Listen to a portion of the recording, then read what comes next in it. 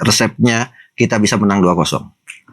Kalau yang menang 2-0, kita kan analisa Saudi itu seperti apa, dan mereka itu suka high pressing, sama persis kayak sekarang sebenarnya, high pressing juga. Jadi banyak behind the space. Jadi itu yang kita incar dan itu yang kita latih terus beberapa hari itu. Begitu.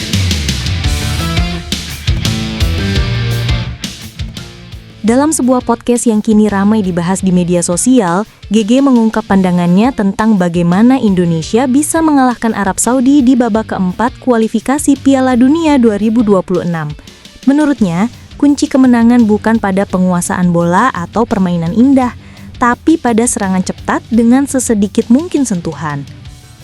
Kalau terlalu lama pegang bola, kita yang akan mati duluan. Arab Saudi itu tim yang sabar, mereka tunggu kesalahan lawan. Jadi harus cepat. Begitu dapat bola, langsung vertikal, langsung cari ruang, kata GG di podcast tersebut. Pernyataan sederhana itu langsung jadi bahan diskusi. Banyak pendengar menilai analisis GG masuk akal, apalagi jika melihat karakter pemain Indonesia yang memang lebih cocok bermain dengan tempo cepat dan transisi langsung. Bahkan beberapa pengamat percaya pola ini sudah mulai terlihat dalam sesi latihan terakhir skuad Garuda di Jeddah. Transisi cepat, serangan langsung, dan keberanian duel jadi ciri khas permainan yang kini mulai dibangun Patrick Kluivert. Dan menariknya, GG menilai gaya seperti ini sebenarnya sudah dirintis sejak era Sintayong. Bedanya, sekarang pemainnya sudah lebih matang. Jadi, kalau Kluivert bisa teruskan, ini bakal bahaya buat lawan-lawan kita. Jelas GG. Menurut GG, gaya seperti ini cocok untuk menghadapi tim-tim Timur Tengah termasuk Arab Saudi.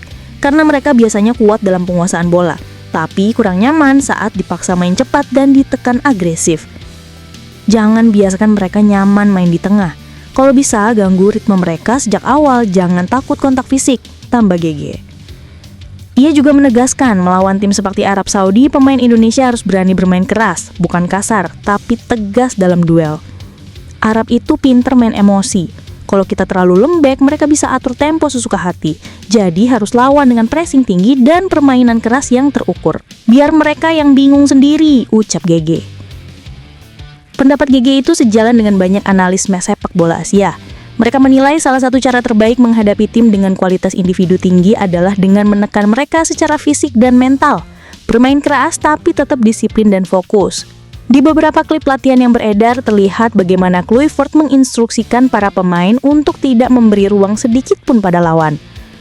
Latihan pressing dilakukan dengan intensitas tinggi, dengan satu tujuan menghentikan serangan sebelum sempat dimulai. Pemain seperti Jay Isdes, Jordi Amat, dan Rizky Ridho jadi kunci dalam pola ini. Mereka dituntut untuk tidak sekedar bertahan, tapi juga memulai serangan langsung setelah memenangi duel. Begitu bola direbut, langsung diarahkan ke depan ke Hoki Caraka atau Ragnar Oratmanguyen. Hanya butuh 2 atau 3 sentuhan dan Indonesia sudah bisa menembus kotak penalti lawan. GG juga menyinggung absennya 2 pemain penting seperti Rafael Struijk dan Marcelino Ferdinand.